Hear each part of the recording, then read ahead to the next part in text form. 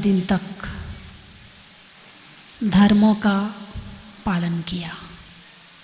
क्षमा, मार्दव, आर्जव, शौच, सत्य, संयम, तप, त्याग, अकिंचन, धर्मों का पालन हुआ। इन धर्मों का पालन करने का जो फल है वो है ब्रह्मचर्य। इन धर्मों का पालन करने का जो फल है उसका नाम है ब्रह्मचर्य।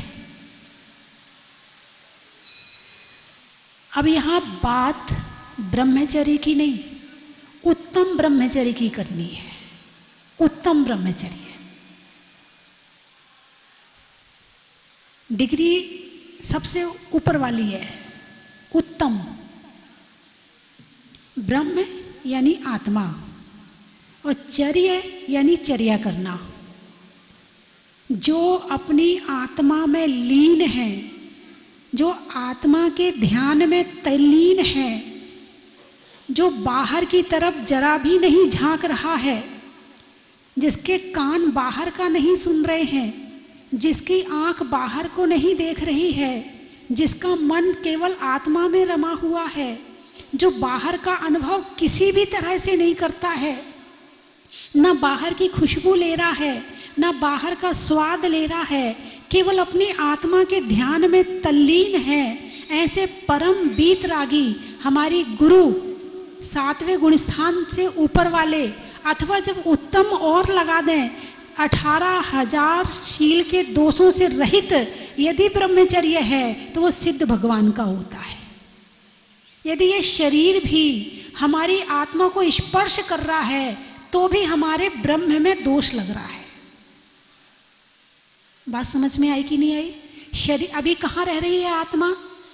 शरीर में।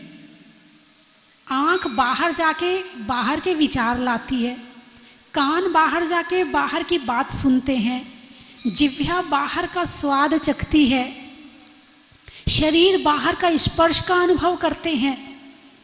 यहाँ जो ब्रह्मचर्य की परिभाषा है वो 5 इंद्रियों के भोगों से रहित होकर जो आत्मा के ध्यान में लीन है उसको ब्रह्मचर्य कहा है। बात समझ में आई कि नहीं आई? उत्तम ब्रह्मचर्य क्या है? जो वर्तमान में ब्रह्मचर्य की परिभाषा है वो स्पर्शन इंद्रिय को लेकर के है। एक स्पर्शन इंद्रिय को छोड़ना ब्रह्मचर्य है, लेकिन उत्तम ब्रह्मचर्य 5 इंद्रियों के भोगों का त्याग करना। और त्याग भी कैसा? उत्तम त्याग भी कैसा कि त्याग का भी ध्यान ना रहे, त्याग के त्याग का भी दिन ना रहे। मैंने 1 महीना से आलू त्याग किए हैं, मैंने 1 महीना से रात्रि भोजन त्याग किया है। रोज याद आती है, दिन भर चर्चा होती है, रात होते याद आती मेरा तो रात्रि भोजन का त्याग है। त्याग तो है मगर त्याग का ध्यान है क्या? त्याग का स्मरण चल रहा है कि मैंने त्याग किया है, ऐसा विचार मन में चल रहा है। त्याग तो कर दिया लेकिन त्याग का त्याग नहीं किया अभी। लेकिन जब उत्तम ब्रह्मचर्य आएगा तो त्याग का भी, विचारों का भी त्याग कर दिया जाएगा। ये उत्तम त्याग है। उत्तम त्याग क्या है कि त्यागने के बाद उसकी याद आए ना, इसका नाम है उत्तम त्याग। और उत्तम ब्रह्मचर्य में संपूर्ण भोगों का त्याग, आँख का, कान का, नाक का, जिह्वा का, स्पर्शन इंद्रिय का, संपूर्ण भोग और उपभोग की वस्तुओं का मन, वचन और काया से त्याग। कैसा? मन से त्याग। याद ही नहीं है कि कुछ त्याग भी किया है, बोलते ही नहीं है कि त्याग भी किया है, और काया से तो त्याग किया ही किया है। ऐसा त्याग ही उत्तम त्याग की श्रेणी में आता है। तो आप लोगों ने अभी जो 10 दिन से जो आप पालन कर रहे हैं वो कौन सा वाला कर रहे हैं? अरे बोलिए ना। 10 दिन से आपने भोजन 1 टाइम लिया है तो दूसरी बार याद आती नहीं? मैं तो 1 टाइम खाती हूँ, मेरा ना 10 दिन का त्याग है, मैं तो एकासन ही करती हूँ। हम तो 10 दिन शाम को खाते ही नहीं है, हमारा तो त्याग है, त्याग की याद है। क्या? त्याग की याद है। तो उत्तम त्याग वो होता है जिसमें त्याग की याद भी ना आए। त्याग कर दिया, उसकी चर्चा बंद, उसके विचार बंद, उसके भाव बंद, सब तरह से बंद हो गया तो वो त्याग हो गया। अब यहाँ ब्रह्मचर्य की चर्चा जैसे आज करें तो इसमें वर्तमान समय में ब्रह्मचर्य के पालन स्पर्श इंद्रिय के भोगों का त्याग है। अब इसमें बहुत सारी चीज़ें आ जाती हैं, जैसे कि ब्रह्मचर्य अणुव्रत गृहस्थ है तो गृहस्थ के लिए बताया है, महिला है तो पति को छोड़कर बाकी सबका, जितने भी पुरुष हैं उनको पिता, पुत्र या भाई के समान समझना, और जितनी भी पुरुष हैं वो सभी स्त्रियों को बहन, माता और बेटी के समान समझना। ये आपका ब्रह्मचर्य अणुव्रत हो गया। ब्रह्मचर्य महाव्रत संपूर्ण रूप से स्त्री मात्र का या पुरुष मात्र का त्याग करना, ये महाव्रत में आ गया। लेकिन उत्तम ब्रह्मचर्य में संपूर्ण भोगों का त्याग आ गया। तो वर्तमान समय में, पहले के समय में इसकी बड़ी कीमत थी। एक बार मेरे पास प्रश्न आया, अभी अभी आया था कुछ दिन पहले, कि पहले के समय में जो स्त्रियां, जैसे राजा है, राजा की कई रानियां होती थी, तो अब वो जब राजा युद्ध में मारा जाता था तो सारी रानियां क्या करती थी? सती बन जाती थी, सती हो जाती थी। सती हो जाने का मतलब होता है कि वो अग्नि में कूद करके और वो अपने प्राण त्याग देती थी, उस शरीर को छोड़ देती थी। तो प्रश्न आया मेरे पास में, क्या ये सही है? ये आत्महत्या नहीं है? प्रश्न था, क्या ये आत्महत्या नहीं है? तो मैंने कहा नहीं, ये आत्महत्या नहीं है। बोले नहीं, ये तो आत्महत्या है, उनने खुद ही प्राण त्यागे हैं। मैंने कहा आत्महत्या करने का उद्देश्य नहीं है उनका। यदि एक व्यक्ति जहर खाता है, फांसी लगाता है, रेल के नीचे कटता है, तो उसका उद्देश्य होता है कि मुझे आत्महत्या करनी है, यानी मुझे मरना है, मुझे यहाँ के दुख संभल नहीं रहे हैं, सहन नहीं हो रहे हैं, इसलिए मर रहा है वो। लेकिन वो स्त्रियां अपनी शील की रक्षा के लिए अपने प्राण समर्पित कर रही हैं। शील सबसे बड़ा धर्म है। क्या है? शील सबसे बड़ा धर्म है, और इसका उत्तम पालन केवल मनुष्य गति में ही हो सकता है। देवगति में हो नहीं सकता, नरक में हो नहीं सकता, त्रियंच गति में हो नहीं सकता। इसका पालन केवल मनुष्य ही उत्तम रूप से कर सकते हैं। तो मैंने कहा नहीं, उन्होंने आत्महत्या नहीं की, उनका उद्देश्य था यदि हम जिंदा रहेंगे तो ये आने वाला जो राजा है ये हमारे साथ ना जाने क्या करेगा। इसलिए अपनी शील की रक्षा के लिए कि मैंने जिसको अपना पति माना है, इसके सिवा मेरा कोई भी पुरुष से कोई संबंध नहीं है, और यदि आने वाले समय में मैं जिंदा रहूंगी तो ना जाने कैसी परिस्थितियां आए, इसीलिए वो प्राण का त्याग कर देती थी। तो उद्देश्य क्या था? आत्महत्या या शील धर्म का पालन? बोलिए, उद्देश्य क्या था? शील धर्म का पालन। यानी ये कहीं मैं विदेश की बात नहीं बता रही हूं। क्या कहा मैंने? मैं किसी विदेश की बात नहीं बता रही हूं, मैं अपने देश की बात बता रही हूं। जिस देश में तुमने जन्म लिया है, जिस देश में तुम रह रहे हो, ये उसकी बात बता रही हूं मैं। इसी हमारे देश में एक समय ऐसा भी था कि अपनी शील की रक्षा के लिए नारी प्राण भी त्याग देती थी। अब ये देश में ऐसा कल्चर आ गया है कि अब उसको कहने की जरूरत नहीं है। अब उसको बोलने की जरूरत नहीं है, ना तुम सुन पाओगे और ना मैं कह पाऊंगी। ऐसा कल्चर आ गया है। पश्चिम में सूरज डूबता है और पूरब में सूरज उगता है। हम पूरब के निवासी हैं और हमारे देश में पश्चिम की सभ्यता ने प्रवेश कर लिया है। वहाँ यही होता है। वहाँ 25 वर्ष होने के बाद यदि एक जोड़ा 25 साल तक साथ रह ले तो वहाँ बड़े धूमधाम से मनाया जाता है। क्यों? क्योंकि वहाँ तो आज शादी हुई और कल तलाक। अगले महीने तलाक। साल भर साथ रह लें, ये बहुत बड़ी बात होती है। वो इसलिए मनाते हैं 25 साल कि हमने 25 साल एक के साथ निकाल दिए। तो बंधुओं, अभी भी बचा लो तो कम से कम बच्चों की जिंदगी सुखी हो जाएगी। वरना आज उत्तम ब्रह्मचर्य का दिन है।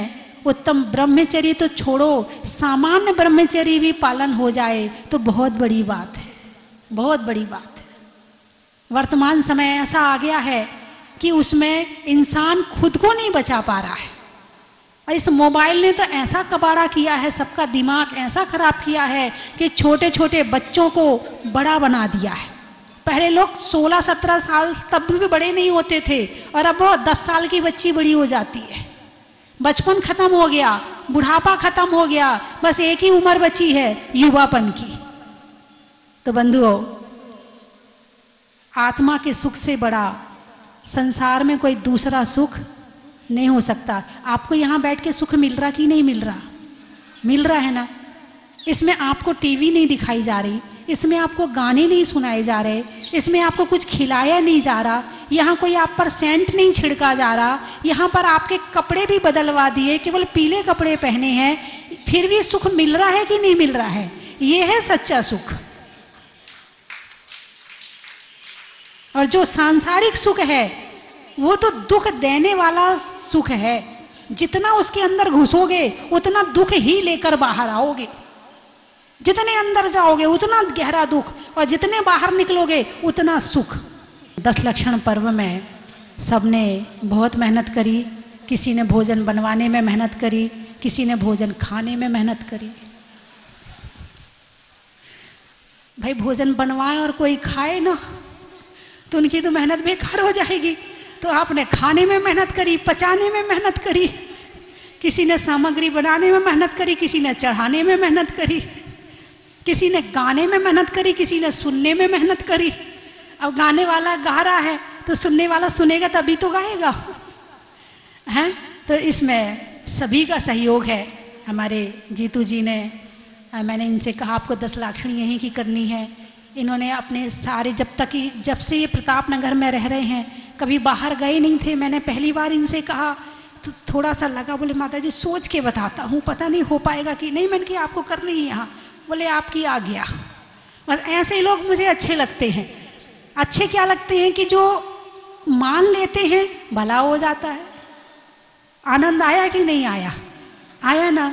ये राजेश जी कल इस अंशुल से कहा हमने परसों, मैंने कहा भैया तू भी आ जाया कर, तू भी अच्छा गाता है, तुझे भी इस मार्ग में हम आगे बढ़ाएंगे। मेरे पास तो कोई आ जाए, मुझे लगता है इसको आगे बढ़ा दूं, इसको क्या क्या सिखा दूं, उसको मंच देना। पता नहीं कितने संगीतकार हैं जिस तरह इस बच्चे जैसे गाने वाले थे उनको बड़ा संगीतकार बना दिया। एक ढोलक बजाने वाला आता था, उसको संगीतकार बनकर गा के बता भाई, थोड़ा उसको सिखाया, पूजा ऐसी पढ़ी जाती है, ऐसे तर्ज से उसको सिखाया, वो तैयार हो गया। पता नहीं कितने संगीतकार बन गए, कितने पंडित जी बन गए। तो मुझे लगता है कि सबको आगे बढ़ाया जाए, जिसके अंदर क्वालिटी है, योग्यता है, उसको स्थान दिया जाए, क्षेत्र दिया जाए, मंच दिया जाए।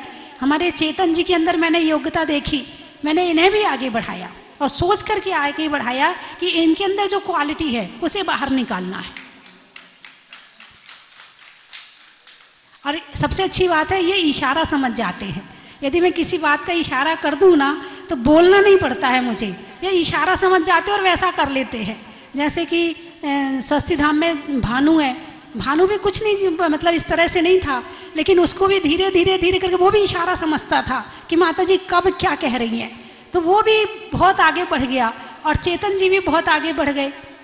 तो मंच पर जो होते हैं उन्हें सबसे बड़ी बात है कि वो इशारा समझ में आ जाए। ये बड़ी पुण्य की बात है, नहीं तो इशारे नहीं समझ में आते हैं। और हमारे हेमंत जी भी अच्छे माइक मास्टर हो गए, अब तो अच्छा बोलने लगे, मंच संभालने लगे, संचालन करने लगे। तो बंधुओं, इस शिविर में हाँ दीपक जी ने भोजनशाला संभाली, क्योंकि यदि ना कहीं तारीफ होती है ना तो इसकी सबसे ज़्यादा होती है, इससे सबसे ज़्यादा तारीफ होती है। इससे अंदर जाता है और इससे अंदर जाता है। बोलने वाला अच्छा हो और खिलाने वाला अच्छा हो, प्रोग्राम बढ़िया। और हमारे अनिल पंडित जी कहाँ हैं? अनिल पंडित जी को भी मैंने, उनके अंदर भी योग्यता मैंने देख ली थी और ये देख लिया था कि वो शिविर संभाल लेंगे। वो बाहर जा रहे थे, मैंने कहा नहीं आप यहीं रहोगे। उन्होंने भी मेरी बात मानी और जहाँ वाले बुला रहे थे उनको मना किया और वो यहाँ रुके मेरे कहने से। एक बार उनके लिए भी जोरदार तालियां बजाएं। और सुबह ध्यान और शाम को प्रतिक्रमण करवाने में प्रियंका दीदी ने भी बहुत अच्छा योगदान दिया, एक बार उनके लिए भी जोरदार तालियां बजाएं। और हमारे विभोर भैया, बिल्कुल इन्होंने केवल उकाली और पानी 10 दिन लिया है,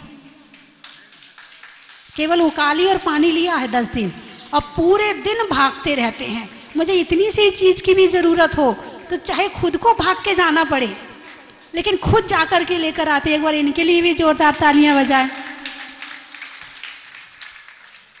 और हमारे क्या नाम है, अजय जी, बबलू जी हैं बड़जात्या, ये इनका काम तो इसका है, ये संभालने वाला भी तो चाहिए। तो इसके संभालने में आपने भी बड़ी मेहनत करी भाई, नोट गिनने में भी मेहनत लगती है, ऐसी बात नहीं है। उनके लिए भी एक बार जोरदार तालियां बजाएं। और हमारे सुनील जी, जो जब से जयपुर आई हूँ तब से आहार व्यवस्था, अब तो दीदी ना हो तो आराम से बैठ के आहार करवा देते हैं। बिल्कुल पता है कि माता जी कब क्या लेती हैं, कैसा लेती हैं, बिल्कुल सारा पता है। आपके लिए और आपकी श्रीमती जी के लिए, दोनों के लिए एक बार जोरदार तालियां बजाएं। और श्रीमती पुष्पा जी बहुत अच्छा बोलती हैं, और मैं तो आपसे कहूँगी आप माइक में बोलने में आगे बढ़ें, आप अच्छा बोलती हैं, नहीं छोड़ नहीं दिया, आप शुरू करें। हैं श्रीमती सुनीता जी, पवन जी, इनके लिए भी एक बार जोरदार तालियां बजाएं।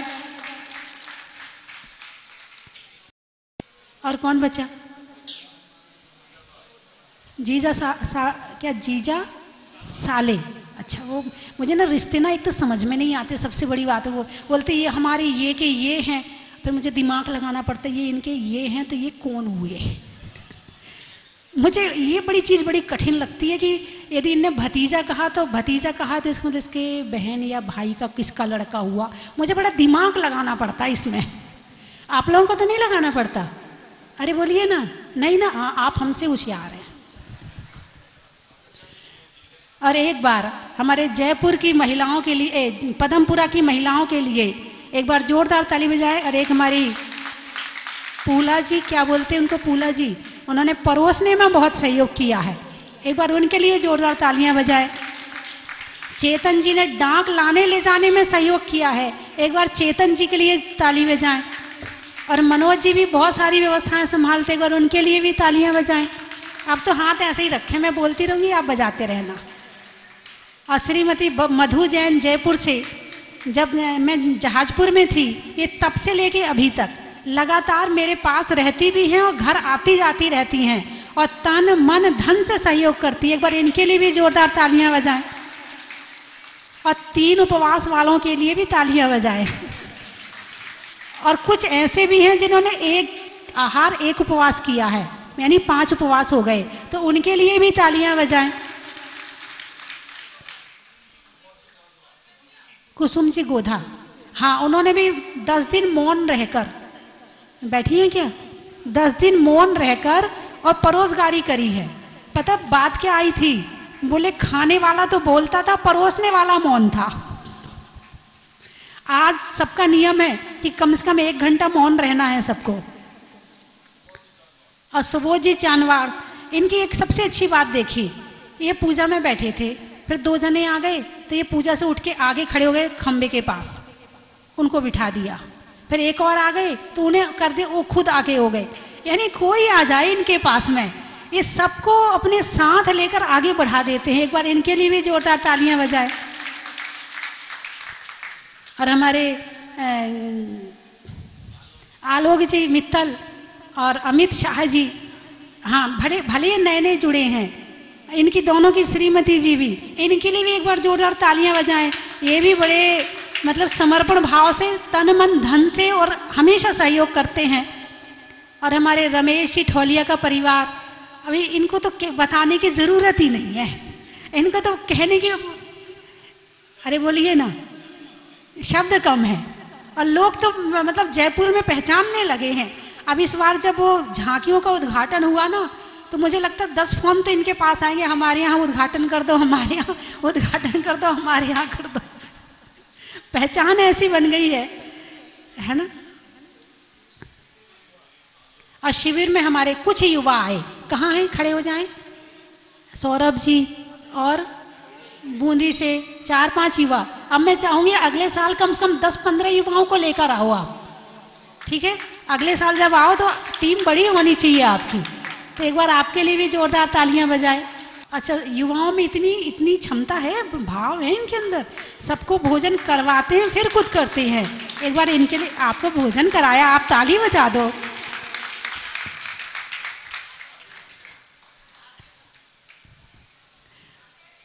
हाँ जी।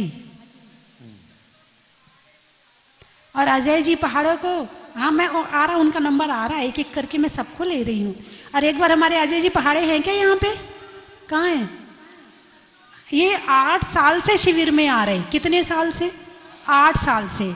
और अपने साथ में कभी 50 लोगों को, कभी 60 लोगों को, कभी 40 लोगों को हर साल लेकर के आते हैं।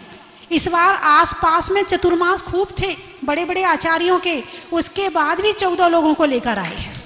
जलगांव महाराष्ट्र से, पूना से, बहुत सारे। एक बार इनके लिए भी जोरदार तालियां बजाइए। अगले साल आएंगे तो कई महिलाएं और कई पुरुष ऐसे हैं जो 8 साल से शिविर में आ रहे हैं। जब से जहाजपुर में शिविर लगना शुरू हुआ तब से अभी तक लगातार शिविर में आ रहे हैं। अच्छा, कोटा वाले कितने आए, एक बार खड़े हो जाना। कोटा वाले, कोटा वाले कितने लोग हैं? एक बार कोटा वालों के लिए तालियां बजाइए। आकिंचन कुछ नहीं, कोई परिग्रह नहीं, सब छोड़ दिए, अब आ गए ब्रह्मचर्य में। तो ब्रह्मचर्य लेने के बाद पूरा सब छूट जाता है, किंचित मात्र कुछ भी नहीं रहता। तो ब्राह्मणी सुंदरी आदिनाथ भगवान की जो पुत्रियां थी, ब्राह्मणी और सुंदरी, उनने अपने पिता का गौरव रखते हुए उनने अपने जीवन भर के लिए ब्रह्मचर्य का व्रत ले लिया था।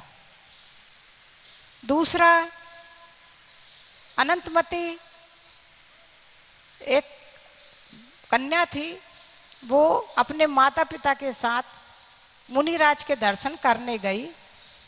तो उनके माता पिता ने अष्टांग का पर्व चल रहे थे उस समय।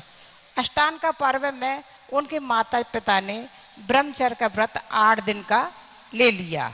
छोटी सी कन्या थी, वह उठी और महाराज जी से बोलने लगी, महाराज जी मुझे भी व्रत चाहिए। महाराज जी ने उसको व्रत दे दिए। अब कोई समय नहीं दिया कि कितने दिन का है। अब वह बालिका जब शादी का योग हुई तो उनके माता पिता ने शादी का उनका विवाह रचने को बोला। तो अनंतमती कहने लगी, पिताजी आपको पता है मैंने ब्रह्मचर्य व्रत लिया है।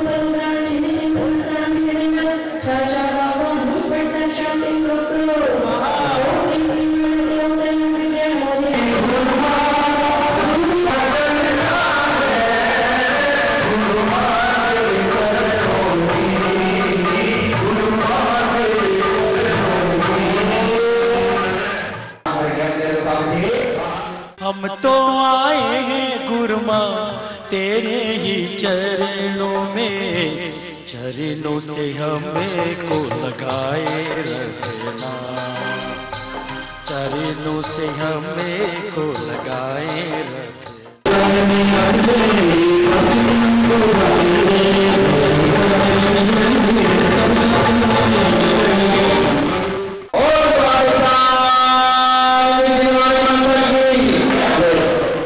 फूले।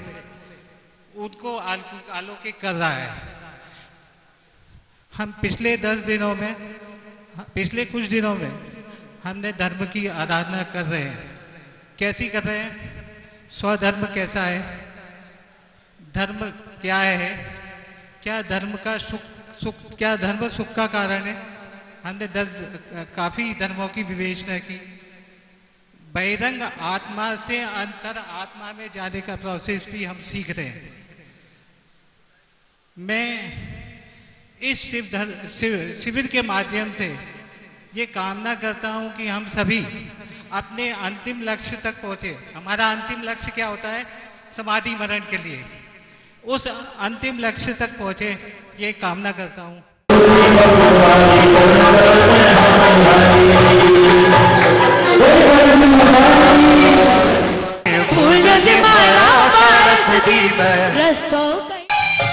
ठाणे नैना सुबह साल्यूं ठाणे विलास रमन हो ठाणे नैना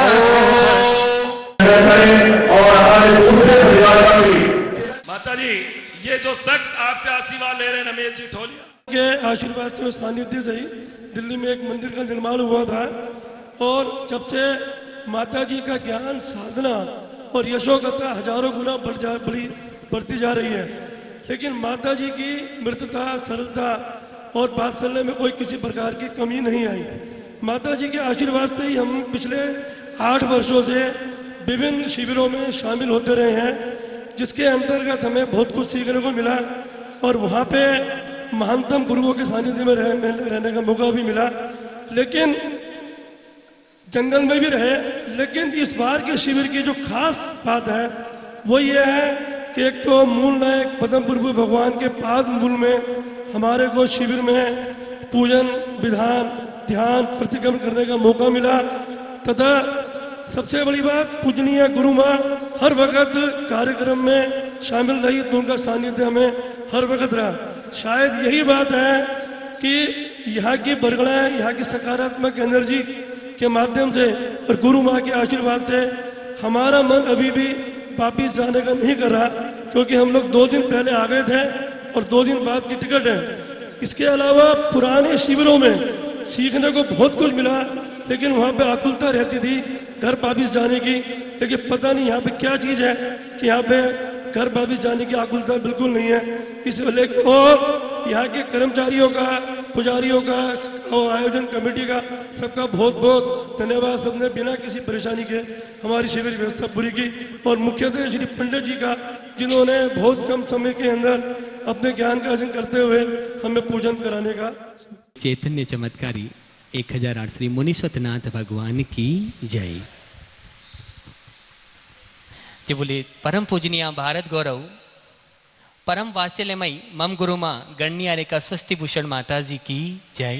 परम जिनेश्वर प्यारो लाग्यो फकीर पारस प्यारो लाग्यो जिनेश्वर प्यारो लाग्यो जी पारस प्यारो लाग्यो जिनेश्वर प्यारो लाग्यो। ओम ह्रीं श्रीनाथ जिनेन्द्र जयमाला पुनः पद प्राप्त पुनर्घ्यम नरपामति स्वाहा।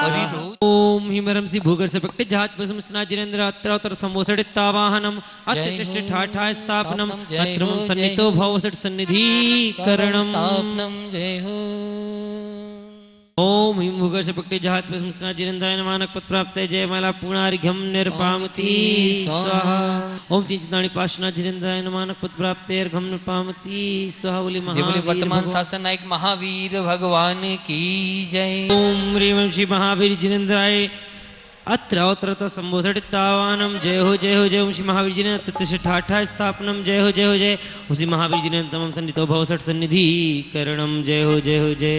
ओम श्री वासु जिनेन्द्र आदि मुनि 1000 मुनि मंदारगिरी से मोक्ष गए, तिनके चरणान बिंदु मन वचन काय से नमोस्तु। ओम ह्रीं भाद्रपद शुक्ला चतुर्थयाम मोक्ष मंगल मरता है श्री वासु जिनेन्द्राय अर्घम निर्पामिति। यहाँ आकर के और पर्युषण महापर्व के दिनों में आकर के हमें बहुत ही अच्छा लगा। भगवान की भक्ति, आराधना, शांति धारा करके हम बहुत ही पावन हुए, ऐसा मैं मानती हूँ और बार बार यहाँ आने का भाव करती हूँ। धन्यवाद।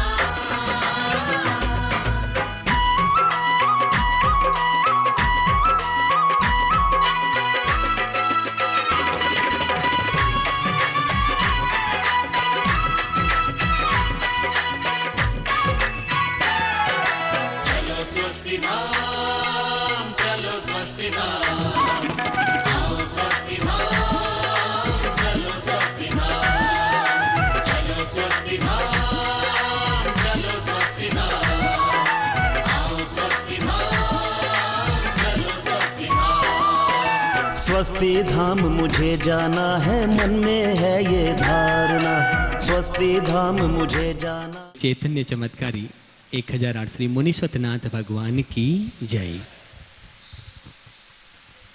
जी बोले परम पूजनीय भारत गौरव परम वात्सल्यमयी मम गुरु माँ गण्य रेखा स्वस्ति भूषण माता जी की जय। परम पूजनीय वात्सल्यमयी चुल्लिका अरतमती माता जी की जय। आज अनंत चतुर्दशी का पावन पर्व, भगवान वासुपूज्य का मोक्ष कल्याणक का शुभ दिन और 10 लक्षण महापर्व का अंतिम दिन। आज मेरे महान पुण्य का उदय था, जो मुझे अतिशयकारी जिनबिंब एक चतुर्थकालीन प्रतिमा, जिनके मस्तक पर स्वयं स्वर्ग के देवता भी लालायित रहते हैं अभिषेक के लिए, आज उनके मस्तक पे शांति धारा करने का महासौभाग्य मुझे मिला। पूज्य माता जी के मुखारबिंद से शांति धारा का वाचन, और जब गुरुओं के मुख से शांति धारा का वाचन होता है तो उसका प्रभाव न जाने कितने गुना बढ़ जाता है। बंधुओं, महान सौभाग्यशाली वो होते हैं जो अतिशय क्षेत्रों पे आकर अभिषेक करते हैं, शांति धारा करते हैं। और फिर मुनीश्वरनाथ भगवान के तो अतिशय का कहना ही क्या। मैं तो सौभाग्यशाली हूँ कि मुझे जहाजपुर में जन्म लेने का सौभाग्य मिला, और प्रतिदिन मुनीश्वरनाथ भगवान की भक्ति करने का जो सौभाग्य मुझे मिला है, मैं धन्य हूँ। और मैं सभी लोगों को ये कहना चाहता हूँ कि आप भी जहाजपुर अवश्य आए और अतिशयकारी जिनबिंब के मस्तक पे शांति धारा करें और पुण्य कमाएं। बहुत बहुत धन्यवाद। चन की थाल को सजाओ रे आज, रत्नों की थाल को भर लाओ रे आज। आओ आओ करे रे गुणगान आरती भगवन की, आओ आओ करे गुणगान आरती भगवन की।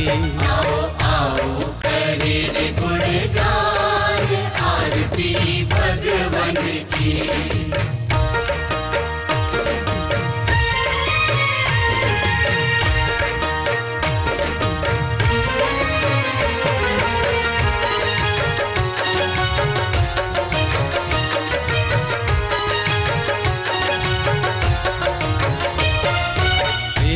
सुमित्र के राज दुलारे, माँ पद्मा जी के नैनों के तारे।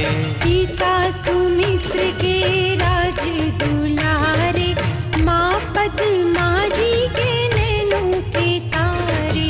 राजगृही में जन्म लियो आप, राजगृही में जन्म लियो आप। आओ आओ मनाए खुशी आज आरती भगवन की। आओ आओ करे गुणगान आरती भगवन की। आओ आओ करे गुणगान आरती भगवन की।